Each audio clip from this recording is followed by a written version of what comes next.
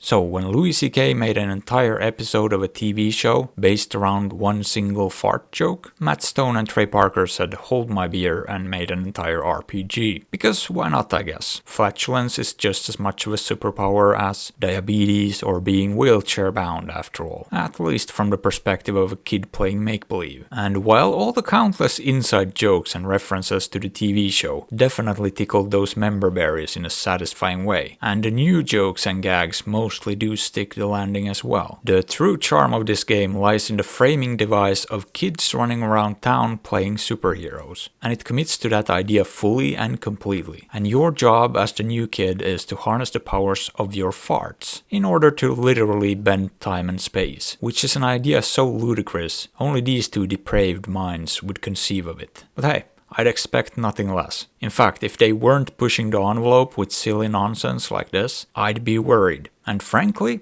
a bit disappointed. Because that's the stuff that makes a game like this work. Gives it that unique charm. And provides an experience I don't think any other RPG will. And yeah, this is a fully fledged turn-based RPG. And while I admittedly haven't played that many single-player RPGs, mostly MMOs, this is absolutely up there among my favorites. The world, the characters, the humor, the little details that are everywhere, and the combat itself is all pretty great. Even though I will say the combat took some getting used to. But once I got going with it, it was a fairly smooth ride, with only a couple fights presenting some serious challenge. One of which in particular I don't think was very well thought out at all. That being the eldritch horror in the basement where you had to basically rely almost entirely on knockback effects in order to defeat it. Something you never needed before or after that fight. I mean, why build an entire fight around a mechanic that you can just completely ignore for the rest of the game? It doesn't really make a whole lot of sense to me, but oh well. Another thing that bothered me, but is 100% a skill issue, were those 4-star toilet minigames, because my dumb brain couldn't for the life of me complete one of those. It was literally impossible for my borderline middle-aged monkey mind to do some of those button combos required, and that annoyed the living shit out of me. Those minor issues notwithstanding though, this was a great game, and the 24 hours I spent completing it flew by in a breeze.